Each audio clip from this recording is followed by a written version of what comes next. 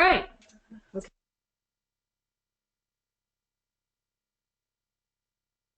Hello, this is Susan. Hi, and I'm Chris Marie, and we are excited that you guys are here for Build Your Conflict Mojo. And are we recording, Cody? Yes, we are. Okay, so we've got it live. So this is the second of three trainings that we're offering you guys because we want to give you some tools and get to know you more and have you get to know us. So we're excited to be here. Oops, and I used a little clicker. And we're also promoting that we're enrolling now for our program Be Brave. So I think it's okay to say that's absolutely, which is a six-week program that's all about the topics we're covering: conflict, boundaries, how to speak up with your own opinion. So it's going to be really exciting. So though you'll get some tips today, it also may encourage you to think this is the program for me. Or it's not. Either way. All right. Okay. So we want to actually interact with you, and the way we can do this is if you type in your chat box. So we actually would love to know where you're from, and it's also a good practice because we're going to ask you some other questions later on. And so tell us where you're from. Type that in now, and just so you know, we're live from Whitefish, Montana, and also you haven't met Cody yet. You heard her voice in the background. Cody is with us today. You'll see her pop up on the screen because she'll come on in a few minutes. Woo! And there she is. There's Cody. And Cody, you're from? I am in Spokane, Washington. Oh, and did we hear from anyone else? Yet?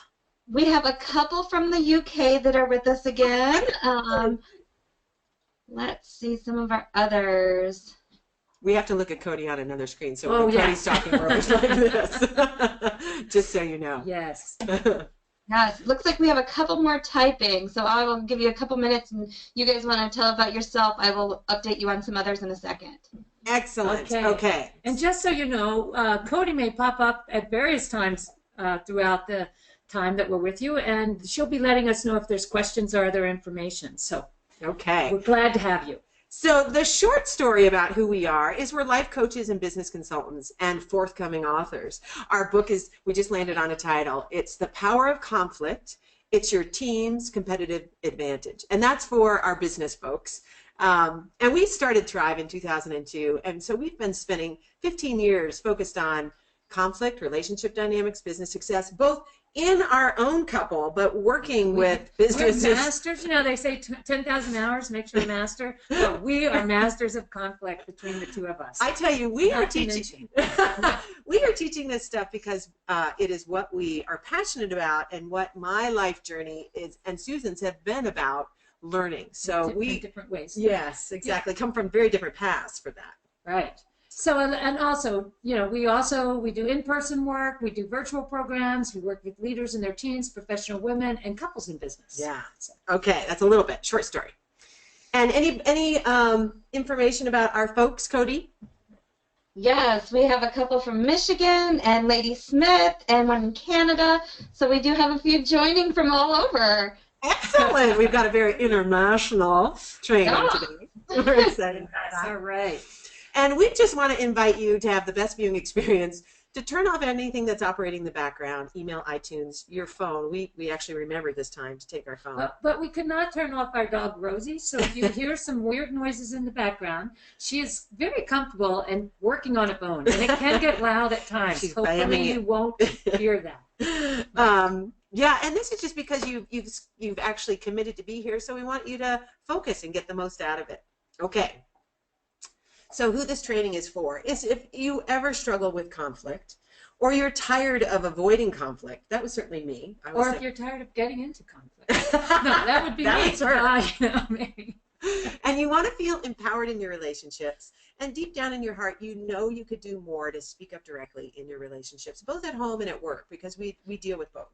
I should say, that's not right. I don't tire of getting into conflict because I actually think it's a very creative resource. But I do get tired of being the blame for being the one who created the conflict all the time. So there's some story around yes, that you there'll guys be have more about that. as we go. Okay, and today what we're going to share with you are the 3 mistakes that are sabotaging you in conflict, 2 magic ingredients that will turn around a tough conversation in an instant, and a simple practical tool to help you speak up in tough conversations. So that's the goal today. Oh, stay tuned. Go ahead. She coughs and jokes. All right, stay tuned because later we will be talking to you about what uh, we're going to talk to you about the 6 intuitive types, and that's something that we've been passionate about for a long time, and some work we did years ago and over a series of years in developing a way of thinking about how to access more of your inner wisdom. And it's sort of the woo-ish thing we do. It's totally woo. It's totally woo, and it was channeled and brought in through classes and various people and information, but it's actually really great stuff. Yeah. And helping you understand. For me, it was huge in understanding my own style, but also really appreciating the styles of other people. And so you'll hear more about that later. And it really helps in relationship. Yes. Okay. So this is where we want to use your chat box again. Yeah. Have you ever made a situation worse in how you've dealt with conflict? So it's a simple yes or no. Type it Fire in, whichever way you want to do it. And I know for me, I have. And can I just say even how I've made it worse? Sure. So how I make it worse, and you're going to learn more about my history, but how I make it worse is I think I'm helping. So I start facilitating and translating for people around me. And this can be a good skill, but it actually now I know it doesn't work very well. So that's me. And I mean, I know I have made it worse because sometimes I just assume the other person is telling me what they really think. And I've discovered later that No, they weren't really telling me because they were handling it from a different perspective. And I've made it worse because I kind of went along with what I thought they wanted. Right. And they had never said it. So Okay, we have another question for you. How often, we have some answers. Go ahead, Cody. No, just several yeses. Yes, I've made it worse by not checking in. Yes, yes, yes. Okay. yes, okay. And how are you often caught off guard when conflict arises? This is, again, a yes or a no. I know for me, sometimes I don't think something's a very big deal, and I'm talking to Susan, and all of a sudden I see, oh my gosh, there's a reaction over there, and I'm in a mess, and I didn't even know we were there. That's happened to me frequently, where I've thought that everything was good, or I actually thought we had a really clear conversation, and then later I've received very clear indicators that it was not as good for the other person as I thought it had been. So, and I was surprised. Okay.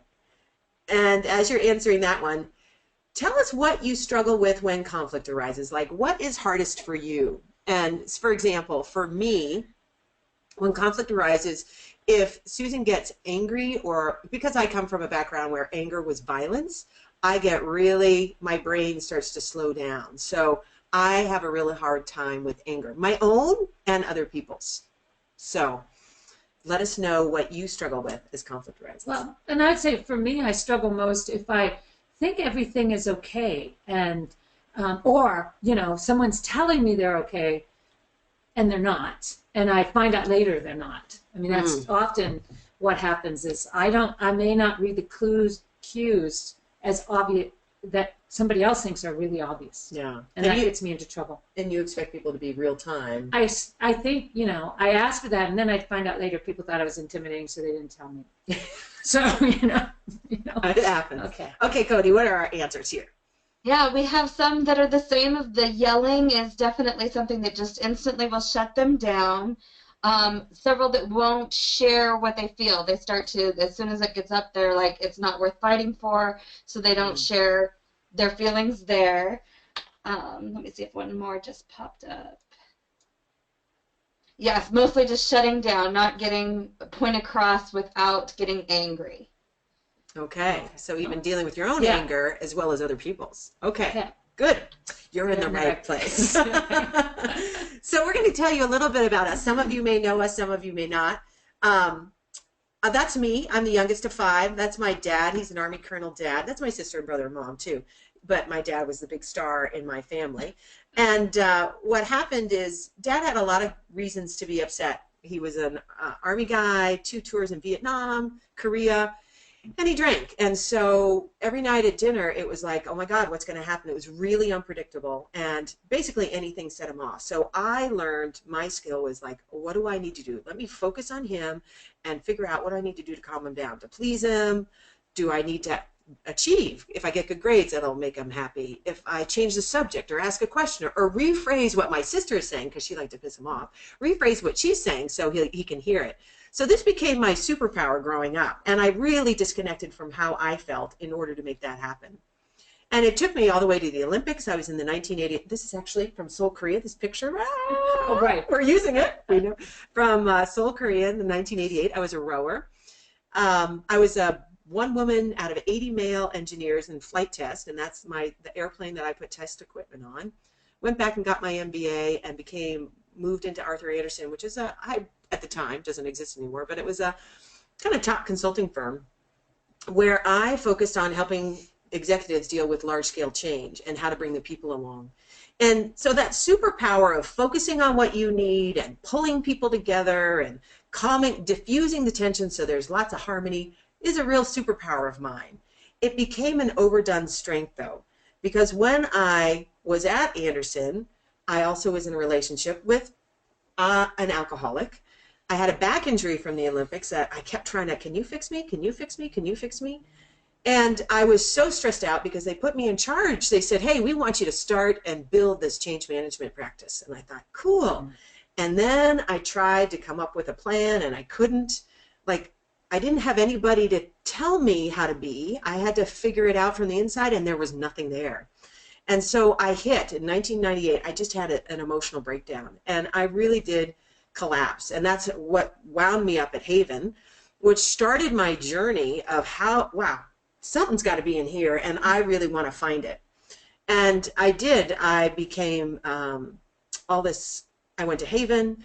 I became an actress. That's me in the upper left in that looking picture, the sexy shot. I played a sexy cop. So I became an actress, which was really fun. I became a painter. Those are two of my paintings. Susan and I started Thrive in 2002, and we were doing team building. Became a Martha Beck coach, a master coach, endorsed mind body coach, and a core faculty member at Haven, teach Come Alive and Couples Alive. And I started to find my voice more and more and more. And last December, I wrote an article to the Seattle Times about my Olympic coach who was quite abusive, and that's that iron-fisted power is not leadership. So I really found my voice on a big scale. That's me. Okay, me. That's me there, the little one. Susie. And in my little dress. And when I was little, I was considered, I was very dynamic, very rambunctious, spirited. Spirited child. I would have been called a spirited child. And I go, fast forward through many aspects of my life. And really for me, what I want to talk about today was when I was in my early 20s, I was diagnosed with cancer. And it was a real eye-opener experience for me, because I think up until that point, I thought I pretty much had my, I had my dream job. I was teaching. I didn't realize how much of my life I had shut down, but I was out there doing things that I loved in terms of working with kids and things like that. So when I got the diagnosis of cancer, it was quite a shock to me. And but I also had a great medical team, and into that experience with the medical team, 9 months into it, I did that kind of test where you find out how you're doing, and thought for sure, I've been doing fairly well with the treatments. But when I went in, my doctor actually informed me that no, the cancer was getting worse, and as a matter of fact, they didn't have any other alternatives, and I had about 6 months to live. And it was it's one of those moments in my life where it was like the rug got pulled out from underneath me. Like, wow, that's really not what I was expecting. And it took me on a whole different trajectory in my life, because for one thing, I didn't think it was going to be too much longer.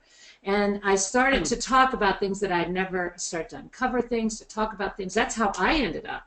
They actually found the information out finally at the Mayo Clinic. That's why that was up there. But I ended up going through many medical institutes over the next, I did not die in 3 months. It was 7 years. I went through various medical institutes, actually had 3 other cancers. And I was at the Haven throughout that time, learning and discovering how to have a different conversation with people who were kind of at odds with each other. Because the interesting thing for me was I continued to work with the medical model, but I also wanted to explore alternatives, psychology, alternate diets, spirituality, you name it, and I was kind of trying it.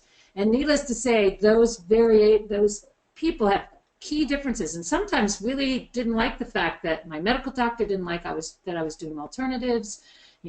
Sometimes spiritual groups didn't like the fact that I was in tradition. People didn't like each other. So I spent a lot of time sometimes trying to get them to talk to each other. And my own experience of trying to, when my doctor wanted me to do one thing and for me it didn't fit.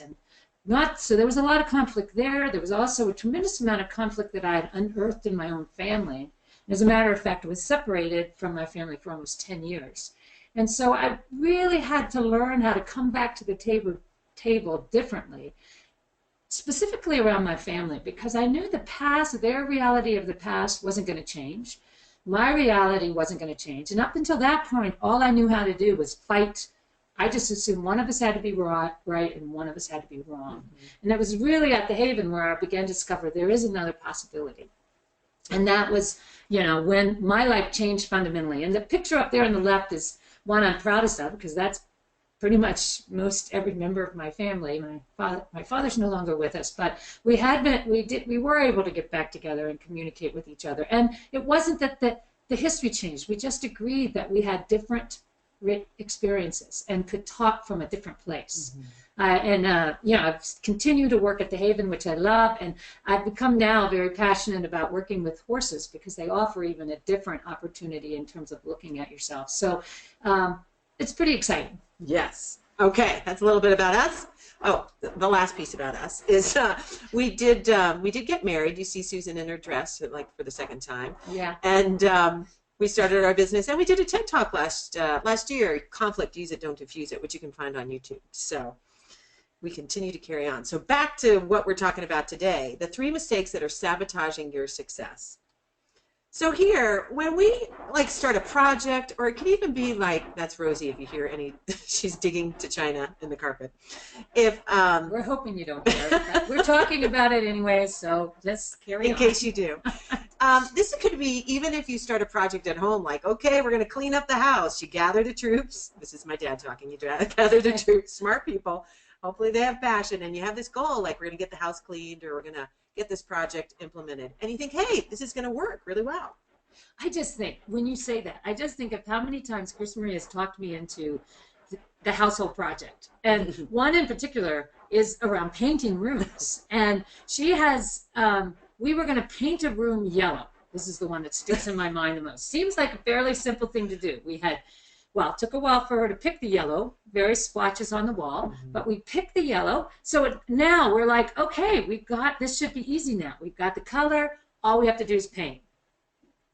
Well, we painted, and then I stepped back. But that's not what happened. So you can go to your next slide. Okay, what happened? That's true. What happened is I had the passion for us, and I was bringing Susan. She's smart, and our goal and our vision. And what happened is I looked at the wall, and I'm like, it's the wrong color of yellow. Have you ever had that experience? It gets all done, and you're like, oh, it doesn't, it's not, and Susan had strong emotions. I did not disagree with you the first time. Let's be clear. There was a variation. There was a little bit of, I was like, it's yellow. It looks just like what was on the wall, but it was not. So we repainted. Yeah. So that was one little version. Then we repainted. We did it 3 times. So needless to say, there was some tension that was created because I had a different opinion about whether that color was any different. Right. And so you can see it can happen in a house project. It can also happen in a business setting. Where do you want to give a business example? Well, we in this one we'll probably carry through a little bit longer because it kind of helps to frame up some of the other pieces of this. But we were working with the team, and we had come in because the CEO of the company was aware of a $500 million loss. This is a big company, $200 million company. Yeah, $500,000 loss. He really couldn't understand how it occurred, and he brought us in because he was bringing the team together because he's like, we need to get to the bottom of this. And he said it's going to be a tough conversation. And what was interesting was when he came in, he pretty much right away wanted to go into this. And when he brought it up, he's like, I know this is going to be tough, but we really have to be open and honest with each other and get to the bottom of how this happened. And one of the guys in the room just said, well, I can tell you how it happened. I spent the money. I spent the money because you told me to get a job done, and it happened to be Bob who was responsible for business development and new projects coming online. And he said, you told me to get it done, and so I know you wanted me to use in-house resources, but I couldn't get any from Meg, so I decided that I was just going to do it to get it done. So I hired consultants, and I'm pretty sure that's going to be in the ballpark of what they may have cost. Mm-hmm. And there was this moment of silence, and of course, Meg was kind of like, what the hell? Like, you came to me once with some half-baked idea, and there was no way I was going to put our resources on a project that didn't make any sense yet. So don't blame me. So you can see right there, they were in the middle of this moment, this oh shit moment. And we haven't really said what an oh shit moment is. An oh shit moment is that time when you bump and the tension inside of you is high and between you and another person is high, and it's really uncomfortable.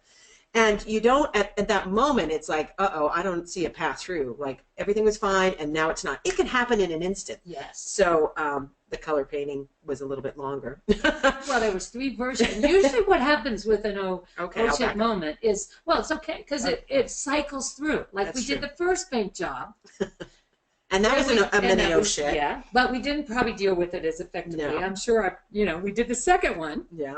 And then by the time we got to the third one, it was building and brewing into quite a storm. Exactly. And so what happens is in those oh shit moments is we're uncomfortable, and our goal is actually, hey, I want to diffuse this tension. I want us to be back feeling okay with each other, and this feels icky.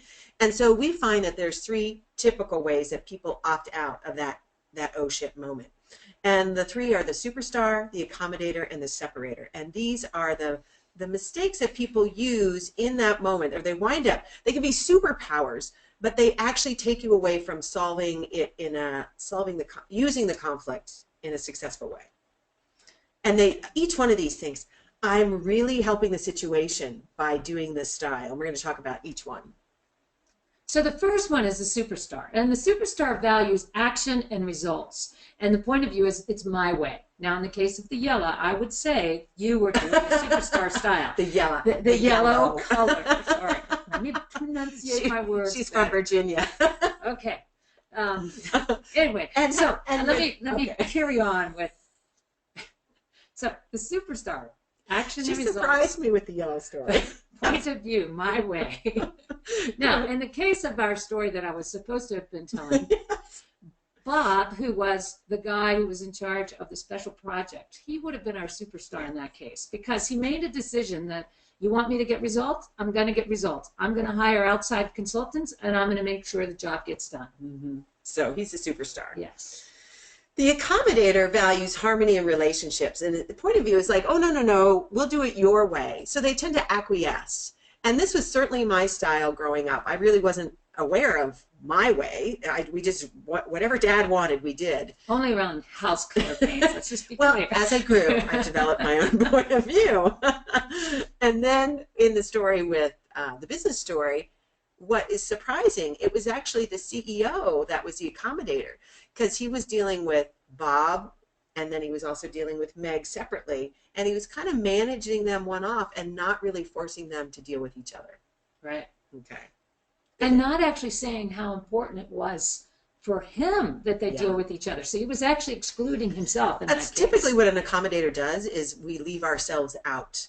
Okay, we just want to solve the problem, and we don't speak up. Some of you were actually saying, it's not worth it, I'm not going to do it. That's the accommodator style.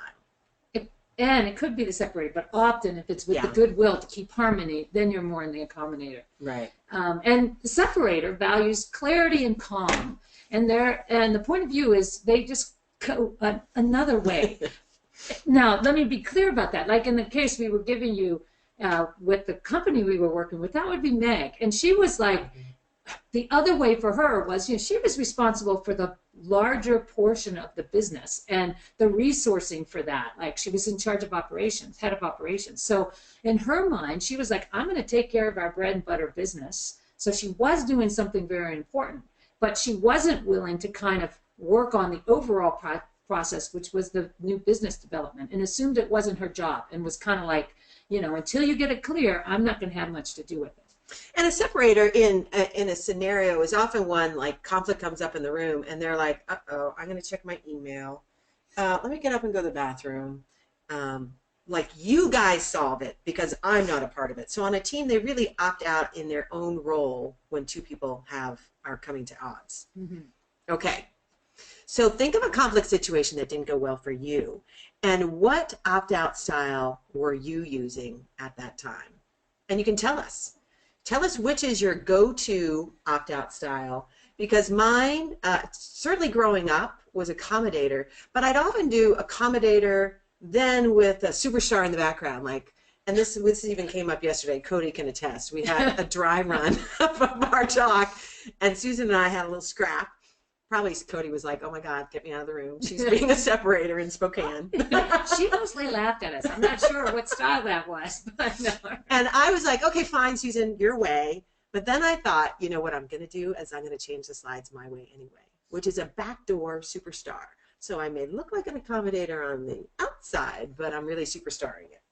I'm revealing that. That's a little bit humbling. That'll come up later. And I would say I can go to a superstar. Sometimes I don't even realize, because the thing about me is I usually know what I want. Mm-hmm. I don't really realize that the other person hasn't told me what they want. And so my superstars can come across because I just sort of glance right. I assume, well, you would have told me if you wanted something different, which can also be a problem for a superstar. They don't pick up the cue, or they don't ask. Yeah. And if the other person is pulled back, then they can present like they're just running right over them. Even, I know sometimes I feel really sad later when I realize, wow, that's how you interpreted it. I just didn't hear from you. So, and I think that can come up like you believe in your opinion, you're going fast, and you tend to be impatient too if other people are asking questions. So it's not like it's like this ill intent. It's like, oh, I just am so excited and I'm going. So Cody, are there any people who are willing to reveal your superstar choices? If not, we'll go on. We have several that say that they're accommodators. That's probably the main go-to here. A few separators, and only one that admits to being a superstar. Okay, well, I guess I'm going to have to own that style so in case we get any examples going forward. But Chris already did give you the backdoor version. Yeah, exactly. So. Thanks, Cody. Okay. So there is another way. And one thing to note, you're going to do your opt-out styles, and what we're hoping is you actually cultivate the ability to actually make a different choice, really. Mm-hmm. Because that's really what we want to do. Or own your choice. That's true. That's another way to do that, is to just say, right now I'm in it, because diffuses a lot of conflict when you own up to what may be a defensive position to someone else. Not diffuse it in the opt-out way, more using that tension. Go ahead, Cody. We have a new question of, can I be all three? I kind of switch between depending on the situation. Is it possible for me to relate to all of these? Yeah. Absolutely. And depending, like some people do all of them really well. And because it's in a given moment of time, and sometimes in a situation like the situation we gave you with the team, that had been brewing for probably 6 months. So there had been variations on different styles. Like even Mike, who was the CEO, he was an accommodator, but part of what he would also say was why he was accommodating was so he could get there to do their job. Like he had his own superstar side. Yeah, that's going to work best. So you have another one? Yeah, so my next one I kind of find interesting. It feels like I have most of my conflicts with superstars. When I see it from my end, it feels like they're all being superstars. Oh, that's interesting. And it would be, so it sounds like you think they're taking charge, and so you acquiesce. That's my story. Which would, I could do that with Susan, again, if she's really passionate. And I did it, what I did, though, is I did it out loud yesterday, like, okay, I'm going to give in because I don't think you're willing to listen, was kind of my... I was trying to think, because I was imagining who, if you're actually believing that everyone else is a superstar, my guess is something has happened where you have really withheld anything about yourself that would help someone see that you. And so, and I don't mean that like meanly. I think that's very much what I learned with Chris Marie was it was like a lot, and you've said, you know, you didn't even realize how often you'd be asking a question. That's my strategy rather, and she doesn't actually pick up that I'm asking a question, and she's like, no, she just gives me more and more information or answers the question. It's kind of like the classic thing. What movie do you want to go to? Oh, I don't know, whatever you do. Yeah, or no, you won't ask me. What movie do you want to go to? And See? I'll say, and she'll go, I don't know if I want to. What movie do you want to go to? And I'll say another, no, that's not. What movie? And you know, and then Versus I me finally saying, figure out, what movie do you want to go to? I want to know that love she story. has one. You know? So, and that may not fit, but I'd be curious to know if there is something where you maybe don't even bring yourself forward right from the jump. So, and you may be telling yourself a story, which I can relate to. So that, well, really, there's no room or there's no point. They don't care. And what I've learned is if I can actually make enough space to find my voice, which is all what we're doing in Be Brave, like how to find my voice and speak up in those situations, it actually does make an impact. Yeah. It may be a bigger hurdle for her to get that I'm actually coming forward, but I can make that space. did you have something else? Cody? No, I think this was there was a lot of comments that just very much can relate. They can see how they can make it easy for others to be a superstar, or how they can relate to some of your examples of how they've went to the same reaction, I guess, more than anything. So this was a good step out. You guys need to come to our program. Because it's so funny how we can go silent and not speak up for what we want. And that is just, it's so deadening. Mm-hmm. So for this is really about understanding your style, and we got a lot of accommodators, knowing and starting to really acknowledge what you think, feel, and want. Because for me, I was so disconnected. I was so focused outside of me that I thought what Susan wanted was what I wanted, or what this person, my dad wanted was. I was an engineer, for God's sake. I didn't want to be an engineer. I didn't know that at the time. So I was so willing to go along that I lost contact with what I really wanted. And so also becoming aware of how your personal filter, how you sort data is really important. And we're going to talk more about that in a minute. But like just even the earlier blueprint of how you interpreted things going on, conflict, you know, the loudest person is the person who's the most aggressive. A lot of times people who were around someone like your Army Colonel dad make that assumption. That may not actually be what's going on for somebody who's louder. So, you know, it's so easy how your own personal filter can come in. And make every right, wrong, it's this way or that way. I mean, I sat at a table when I was a kid where there were because we were in a camp center, there were all these people around. So there were lots of people talking.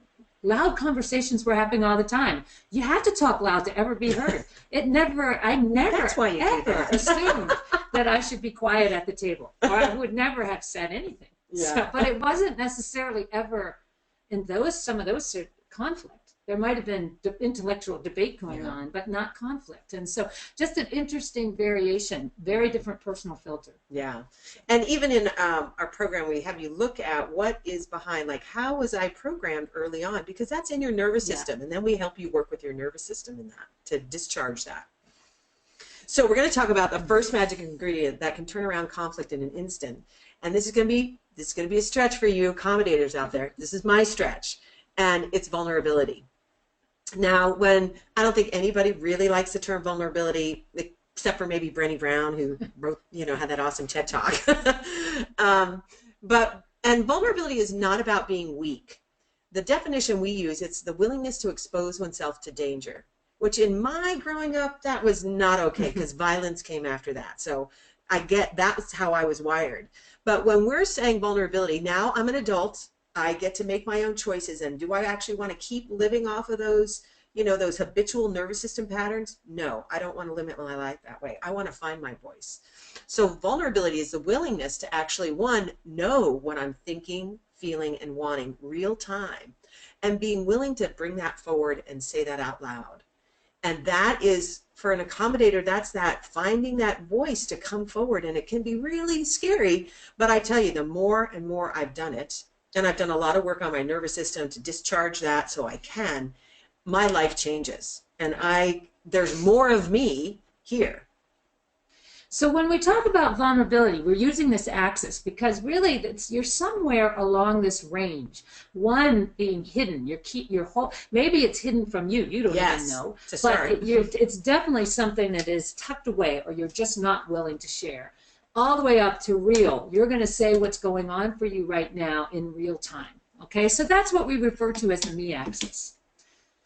So the question to be asking yourself, and you don't have to ask this out loud, but it's good to check in. How vulnerable am I being when you catch yourself in the middle? Am I willing to be vulnerable? And thinking about that, you know, I may think this is dangerous, but I'm an adult. Can I expose, you know, reveal more of myself? Totally. Yes. Yeah. So what if it's used against me? Well, that can happen, of course. And I mean, I think, you know, what we would say in that is that's a good time to say, ouch, like what just happened there? Because I would say don't let the assumption it's going to be used against you stop you from ever showing up again. Because sometimes it may have been, but that doesn't mean it's a repetitive state. And I think what happens is people assume it's going to be used against you, so you don't even, well, she's going to use it against me, so I'm not going to say speak up. And that's just you're telling yourself a lie. Maybe or maybe not it will be used against you. That's an old pattern that's stuck in there that you really want to loosen, because what you're doing is you're trapping yourself. You're making your safety dependent upon somebody else, and you don't need to. You're an adult and can take care of yourself. And I think this is something, you know, you have a history of that. But what helps is you will often say to me, I'm afraid you're going to use that against me. Yes. So, and then she can check it out. And even yesterday, we kind of, in our dry run, I know you don't think I should go there. No, I'm fine with it. Okay. I was more worried about the time. Okay. Because we have a lot that we want to cover. Okay. So the next section is the we. And the we is, this is where you want to notice the impact you're having on others. So being aware of those signs and signals and your ability to hear new information, let it in, and listen to a different point of view, which can be challenging. And the key here has to do with curiosity. Before we go there. Okay. Another question? Yes. Okay.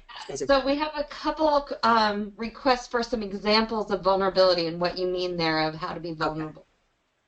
Okay, so this was actually, so it did, I'll go back to the story. Yeah. Okay. So we were in our little scrap, and I thought Susan was just kind of fighting for her own opinion, and I was like, oh, whatever, and we were going through these slides, so I was like, what am I, can I be vulnerable? And I was kind of, you know, and at first I still wanted to talk about her.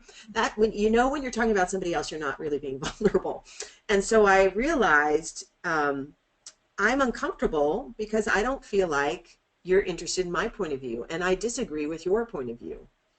And I also recognized, I was looking at my piece of paper, and I recognized I had written a question and she had tried to answer it. And I really appreciated that she was trying to answer it. So I also kind of built some goodwill in that whole process. But it was my willingness to say, I'm uncomfortable because I don't think you're listening to me. Right.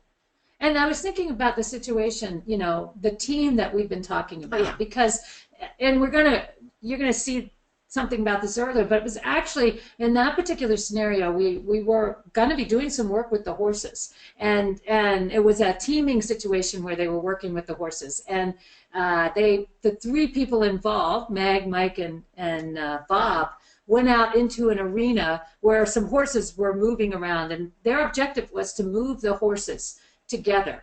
And they had to do it without doing a lot of verbal communication. And what proceeded to happen when they were doing that was quite reflective of exactly what had gone on before. Bob was sort of the horse whisperer guy, and he was doing great with the horses. No one was with him.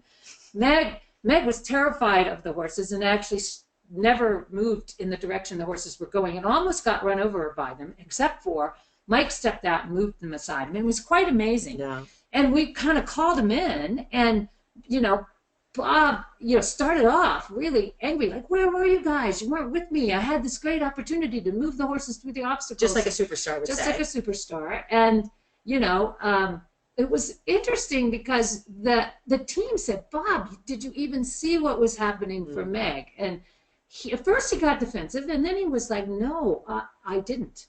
I had no idea that you didn't actually come into the arena, that you were afraid of horses. And he actually, in that moment, became quite vulnerable and said, I just was doing what I always do, which was there was a job to be done, and I just assumed you were with me.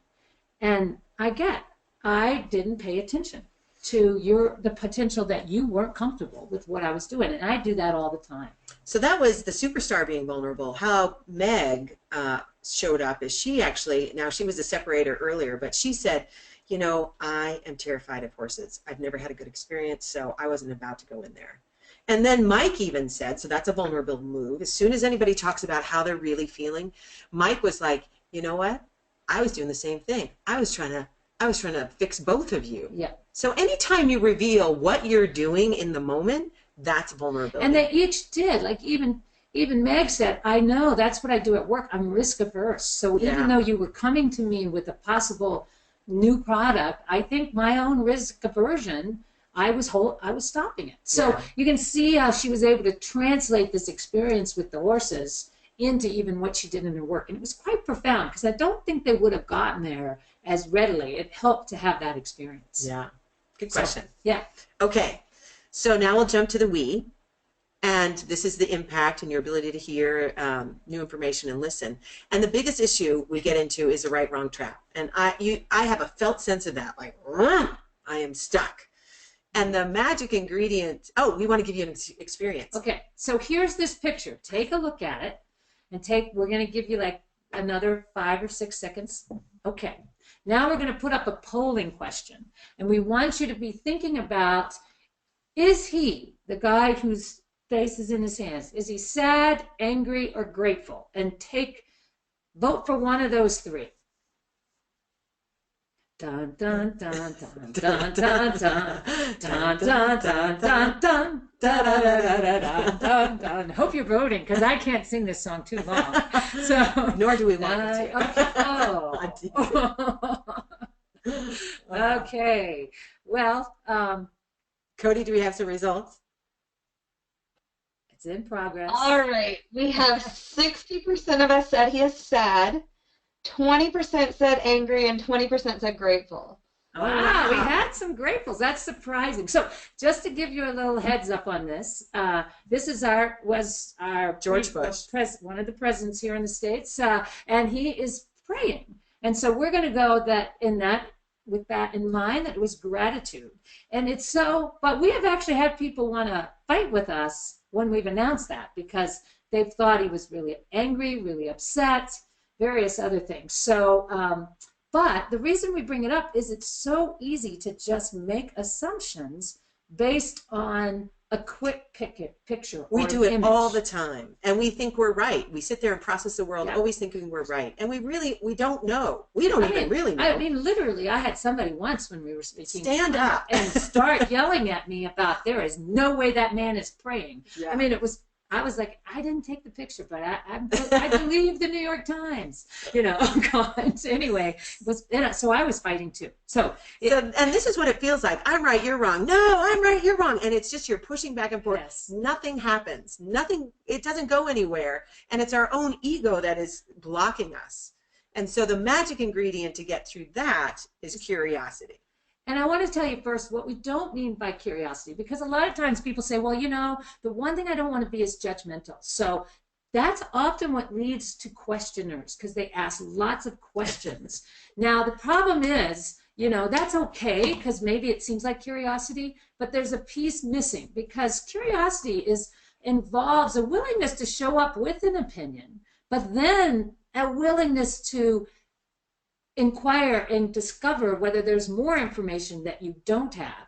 So, curiosity is like, I will say something that I think, but then I'm kind of like, well, do you agree? Do you disagree? What's your point of view on it? What am I missing here? What information don't I have?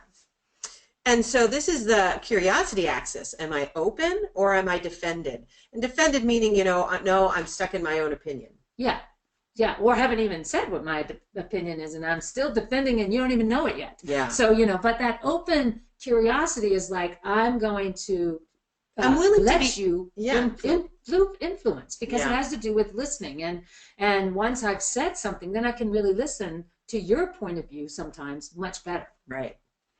So the question that you want to ask yourself, am I willing to be curious about this other person? And it may rub everything in your brain like, no way could they be right.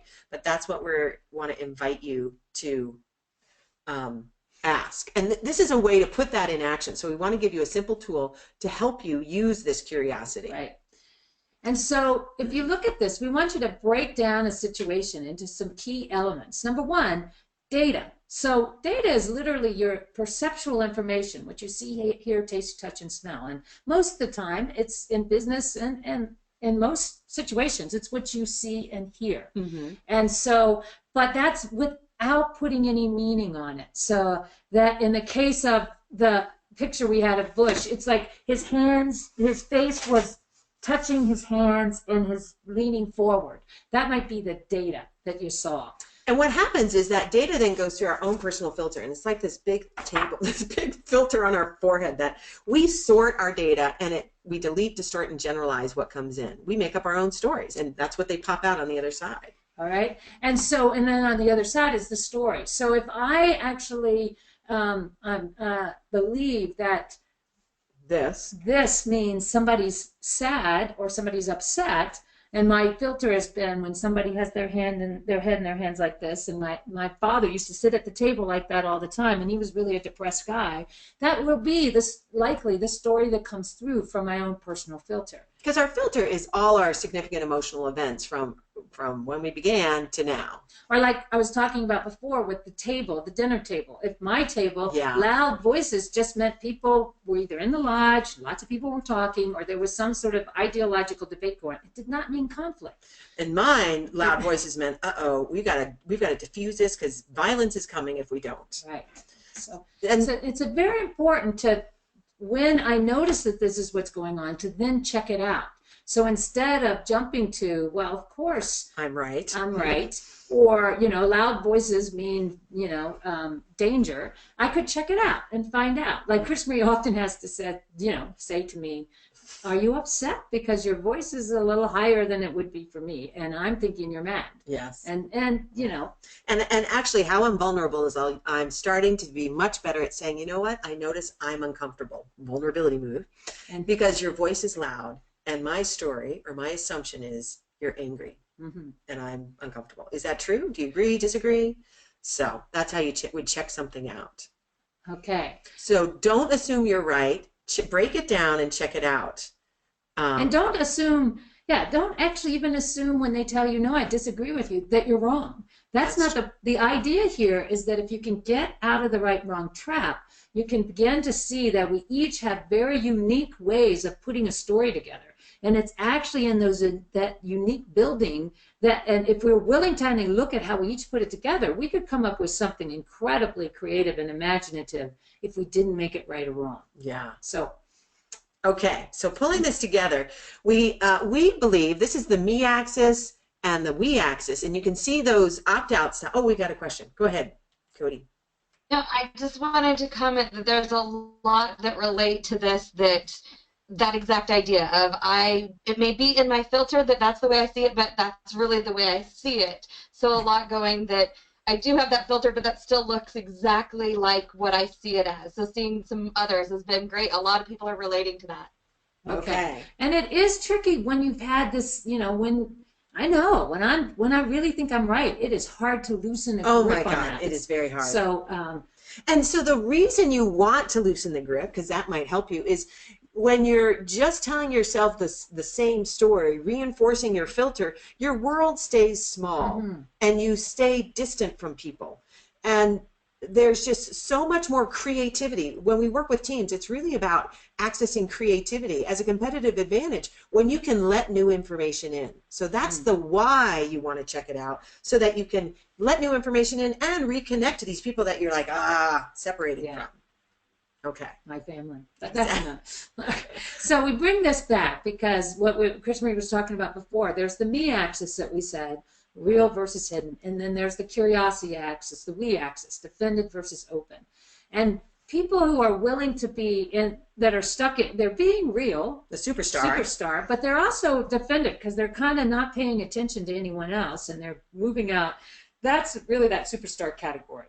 When I'm being defended, like I'm not that curious, and I'm also hidden, that's the separator. That would have been Meg, and she, she may not even known she was doing it, but and then, the accommodator, like Mike was the accommodator. He was hidden. He was open to people, but he wasn't really saying, you know what, I want you guys to work together. Yeah. Me, I actually didn't even know what I thought. I was so hidden from myself and other people. And so the process that I've gone through is to learn more about myself and to become more real. And when the highest level of influence is when somebody is willing to say, this is what I think, feel, and want, and I'm just as open to what you have to say. That's a really influential. So I'm willing to be influenced, and I'm actually more influential. It's a powerful in the workplace, and it's incredibly powerful in a couple.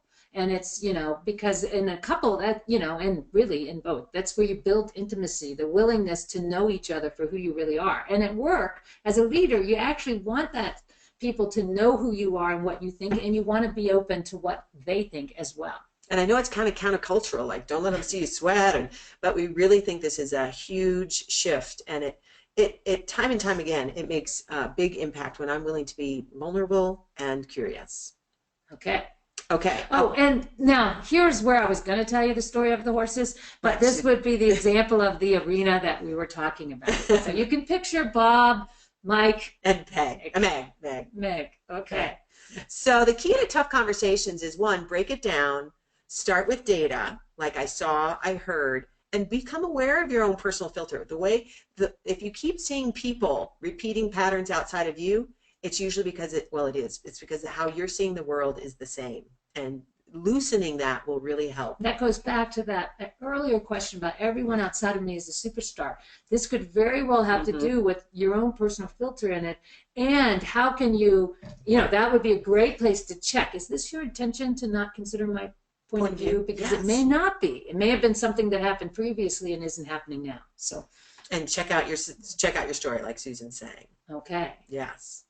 So hopefully your takeaways are know your opt-out style and ask yourself those two questions. Am I willing to be vulnerable? Am I willing to be curious? And as you do that, you're going to learn more and more about yourself in that and bring more of yourself to the table and break it down and check it out. So especially you accommodators out there, if you want more, we have something just for you. And this is the Be Brave. Find your voice, speak your truth, and feel heard.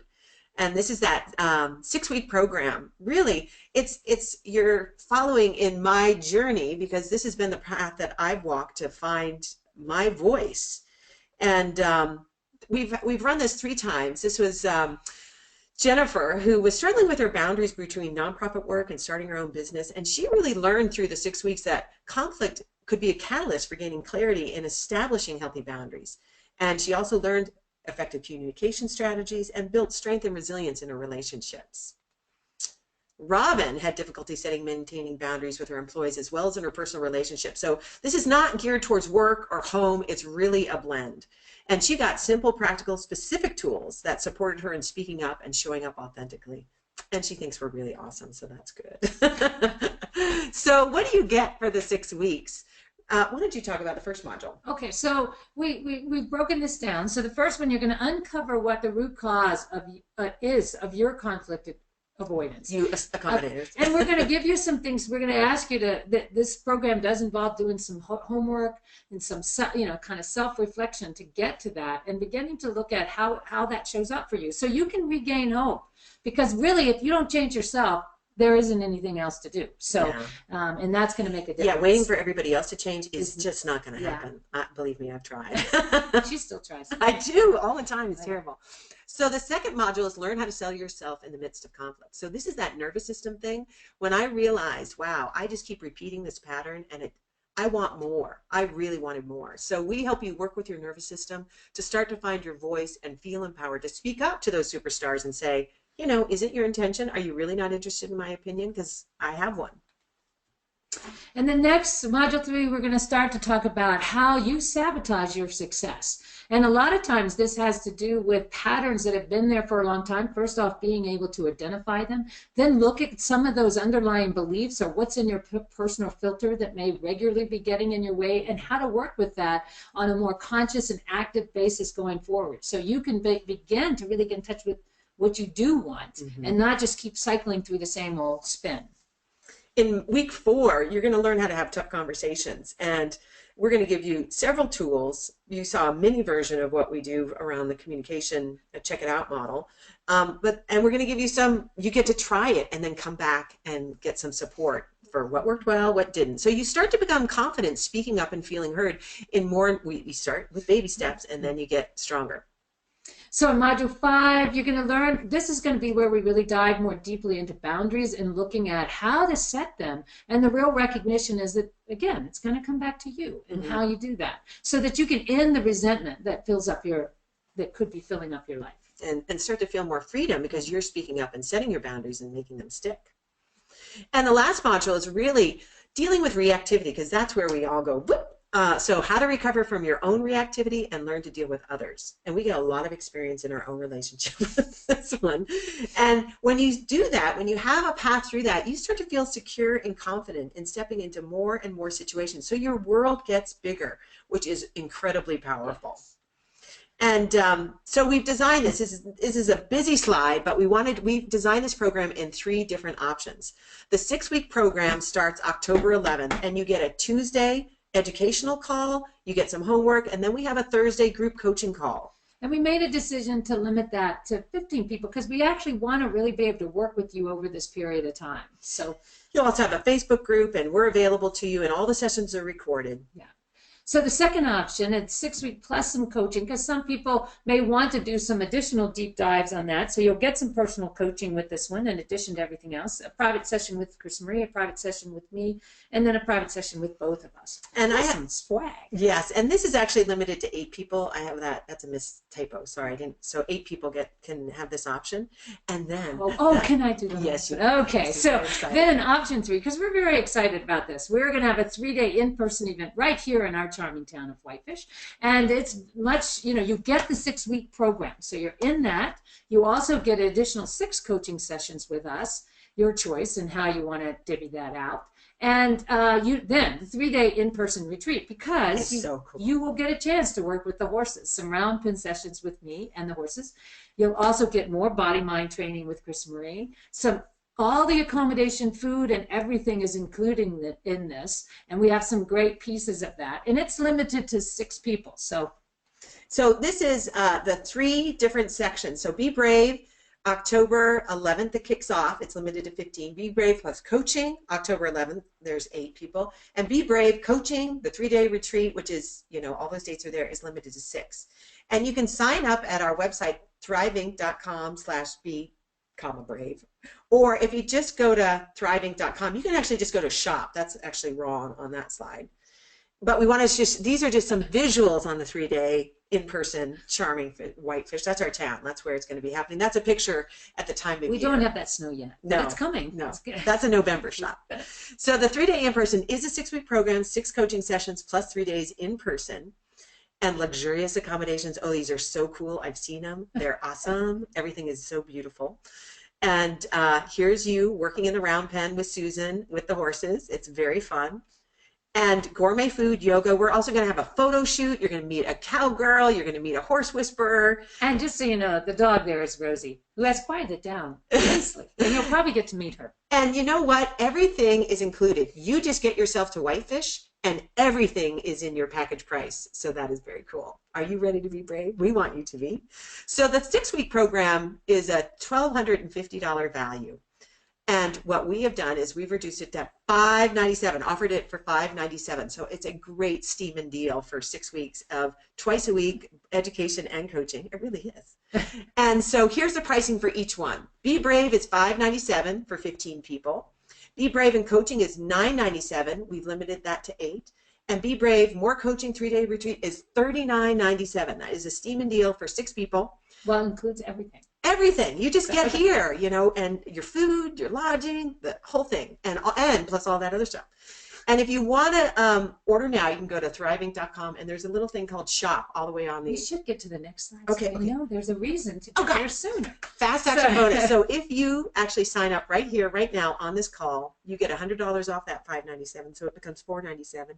$200 off the $997, it becomes $797, and $500 off the $39.97, so it's $34.97. But that's only good while you're on this call, which we're gonna do a Q&A so that you'll have a little bit of time, but and we gave you the links below. You can either go right to our website and hit shop, or thriving.com/be-brave, be-brave, whatever. So, and if you're signing up now, you want to make sure you use those promo codes in each one of those, and there's 3 different options on the page.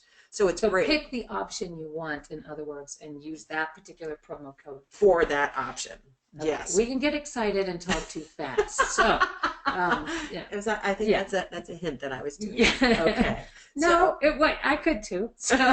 We are so thrilled actually about doing this work, and one, it's so in alignment with my path, and to actually also do the work in person is just, it brings in the horses, and it's just a real heart thing for both of us. Okay. And, this is just a sign-up bonus for joining us. You're also going to get the 6 intuitive types. So if you can't make a decision right away and you don't know the $100 off thing doesn't work, you'll still get a bonus for signing up with us, because we want to share this with people. And if you do get it, it's something we can use in the coaching. It's something we can refer to in the class. So we're excited about that as well. It's really neat to have the context. So you're going to get an assessment. You're going to take an assessment so you'll know your intuitive type. You're going to get a report, and we also have a video that you'll get too. So that you can go to those same sign-up boxes.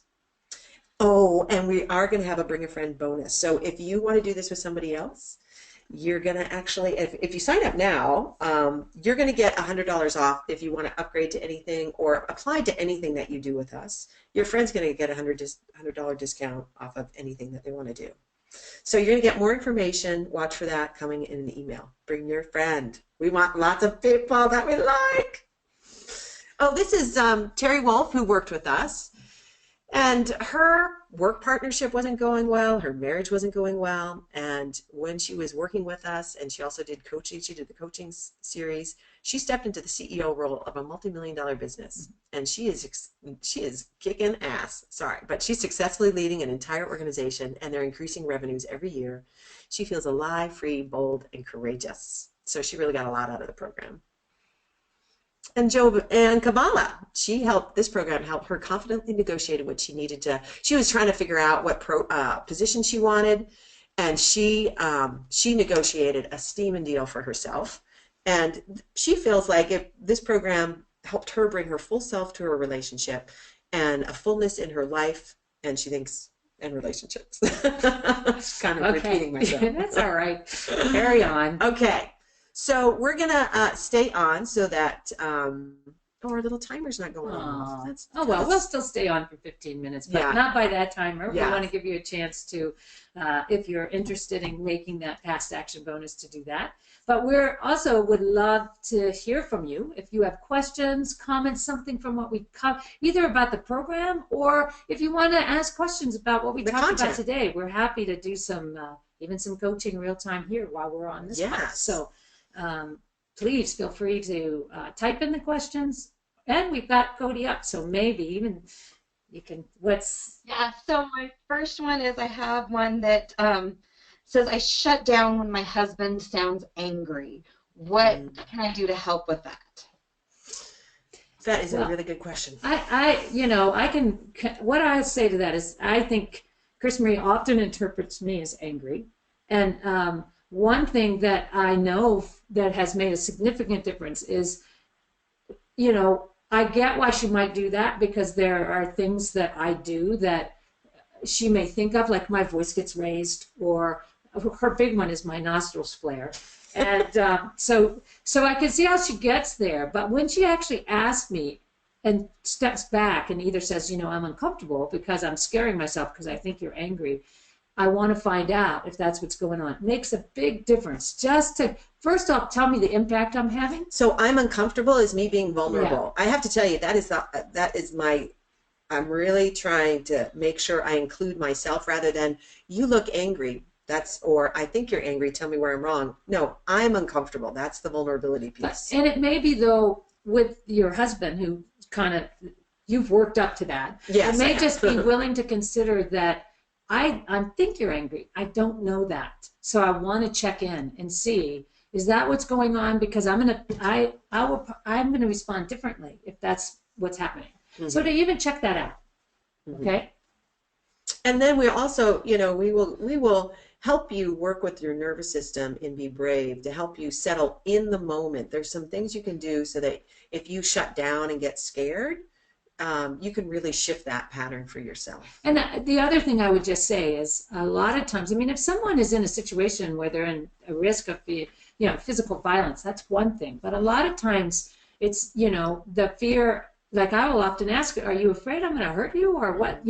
She's like, no, I just don't like the volume. I don't think you're going to hurt me. No. But then it's much easier. Like, okay, well, do we need more space? Do we need, what would be helpful to make this so that, you feel comfortable?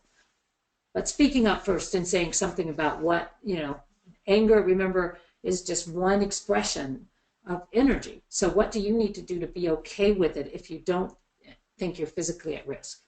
Mm-hmm. Okay. What about, I'm not sure how I feel. I'm not comfortable in the situation, but I don't know my own feeling. That I can so relate to that. And we're going to actually do mind body stuff to help you land in your body. It's breath work, it's grounding, it's boundarying, there's all sorts of nervous system stuff. So you start to actually wake up and feel yourself and start to land in you, so that you do know what you feel more and more. And how that worked for me is I would start to do those practices, and what would happen is after the fact, I'd start to wake up to what I felt. And that started to get closer and closer in the moment. Now there's still situations that I disassociate and I don't know, and later I catch up with myself. But more and more I'm processing real time and I do know what I want. So that's all, it's a really good question, and it's something we'll work with in Be Brave for sure. Anything else, Cody? I know she's not up there anymore. I think my last one I have right now is to explain the friend bonus versus the live bonus a little more. Okay. So the friend bonus, well, right now, if you sign up right now, you're going to get those fast action bonuses, $100 off or $200 off or $500 off. After you get off this and you want to call a friend, she's going to get $100 off any one of those things that she wants, and you're going to get $100 credit to either upgrade to one of the other ones, or if you just actually want to buy a coaching package, you can use it for that. So it can be to anything else that you want to use. Does that make sense? Did I do it? I think so. Yeah. Or, I can imagine if I had the resources and I really wanted my friend to come and they didn't have the same, I could decide I'm going to take my certificate. Yes, and apply it to your friend. Yeah. So your friend could have $200 off. So a mother-daughter team has talked about doing that. That's how come we decided to do it. We thought, that might be a really good way for other people. Or somebody who has the means and wants to help somebody else who doesn't have the means. That's a great way of doing it. Yeah. And the idea of bringing a friend, why we even thought of that, is it's so powerful to do this with somebody that you know, because you can actually get buddy support in between the Tuesday and the Thursday calls and try things out and talk together because you're living your lives together in some way. So we find women that do that really have a lot of support, and there's a lot of, you're going to make neat bonds with the people that we had. A great group this last time, and they're still, we just had a follow-up call with them, and they're still actually Facebooking and keeping up on each other's lives. So that's really quite powerful. But bring your friends because it's fun to do together. Yeah, especially to that whitefish part. Actually, to any of it. Any of it. That's true. Well, we will. Just a couple other things I was thinking about, because we're actually going to be doing it a little differently this time with our coaching call, because we're going to use Zoom, which means that we will be able to see each other and interact, because we're keeping the group to 25, that's a very doable. 15, sorry. Well, yeah. I don't know. You're adding them all up. I'm adding up. We could have 25 in the Zoom room. So we'll all be able to see each other. And that's actually a big bonus, I think, for doing the coaching call. Yeah. And I was so just excited about that. I was just coaching on Zoom a group just yesterday, and it really creates a neat sense of intimacy. And I know several of you may have been to Haven, and so you've been in, or any workshops where you're live, and that's really special. That's why we put the in-person retreat in here. But we've really found having the video creates that sense of intimacy and connection as you see people, and it was really special. And even, I think even when we're doing the education, there might be times where we pull somebody in or not. We may or not be able to keep you all on. Oh, we can't and go to not that many people, so we may have to vary that. So yes, but I have found ways to work a little bit. Yes. Around it. So any other questions that you guys have? It's a good time because we'll get off at 15 after the hour, and then the fast action bonus will end. So we're hoping that if you want to sign up, you're doing that now. And if there's other questions that you have, even about the content and speaking up, and or about the program, how it works. I was trying to think of any questions that come up on a frequent basis. Yeah. Well, with the tie over, this is more of the content question, because we also did a piece on the boundaries, and the biggest thing I have found is really how to include myself rather than talk about other people. How to say, I'm using I statements, this is what's happening in me, this is my story, as a way of showing up in relationship is really powerful and starts to increase your influence because you are being more real. When you're hidden, you don't have a lot of influence. Right. And I thought I was thinking about that, I was thinking about for me, because I think, you often tell me that I do have more of that, can have more of that super style. I do know what I think, feeling, want, but often what I don't reveal is, that it's not easy for me. Yeah. This is uncomfortable for me. This has had an impact. So even, I may or may not say that piece. And I think sometimes I was thinking, again, I was going back to even someone, whoever shared about people are always superstars. And, sometimes wondering what else might be going on for that person. Because, often there's something that we're uncomfortable showing, even somebody who, looks like they, got it all together. Are they tough, or or they're angry? Or they're angry. A lot of times that's true. When I ask, "Are you angry?" A lot of times we think that the person who's loudest is not intimidated. They actually are. They're just as threatened. It's just showing up a very different way. Mm-hmm. They learned a different style in their family to come forward and be aggressive. I always sort of laugh because it's like I learned. One of the things I learned at Haven is often when I feel that sense of being really angry, underneath it, what I really want is the contact and connection. Mm-hmm. And it seems kind of weird to say, I'm yelling at you because I want to, and that it's like, it feels like that sometime inside of me. And I've come far enough now that it's not quite that I can actually say, I'm not angry. I think that comes up because I've got this edge that you're going to reject me. But if I'm honest, it's more that I want to have this conversation. Mm-hmm. But it's taken a while. And we're going to talk about anger and be brave and work with anger and your own, because actually anger is a really valuable, it's your life force. And I repressed, got rid of it.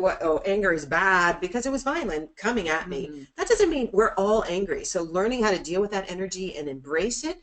And then how do I actually deal with somebody who's angry in the moment, and to really separate the difference between that anger and violence, because they're very different things. Exactly. And, it's important. Yes. So we are getting close to that 15-minute mark. And I'm assuming, Cody, since we haven't seen you, that we haven't had more questions. Can you just let us know if there are, and otherwise we will wrap it up. Yep, I'm doing a couple others of just getting some links and stuff direct to people, but I don't think anything else for you other than, can we get a link to your previous webinar out as well, again, in the replay to this one? That's a good question. We did it a limited time. Can maybe if you're interested in that, because we took it down and wonder if you could ask whoever that was to send us. We'll send it to you directly. Yeah, because that might be easier since we don't have it up. Is that okay? Yep. Well, do that. If you're interested in seeing our other webinar, go ahead and email us. Yeah. Email us. Or you could give them my email or. Well, you've got our email right on the screen. Yeah, there you go. That gets to us. Email us and we'll send you out the link. Yeah. And we'll figure that out. So it might take a little while. Yes. But at least then we'll have it and we'll get it to you. Yes. Okay. Wonderful. And Yeah. Email directly will be the best, and they can contact you there to get any other links or previous versions. Okay, yes. That'd be good. Yes. And we will send out a replay of this. It'll only be live for 3 days. So if you want to share it with anybody else or anything like that, just know it's not going to stay up. Okay. And we'd love to, again, if you get off the call and you have a question or something comes up, please email us. We'll be happy to hear from you if you have feedback. We're welcome to hear that as well. Absolutely. So we so appreciate you showing up live. We love doing this. We love what we're teaching and the audience we're teaching it to. So we hope we get a chance to work with you. And thank you for showing up today. Okay. Okay. I think we just have to figure out how to close it. Do you know how? Yeah. Okay, Yes. bye. Okay. It takes a little longer this way. But, okay.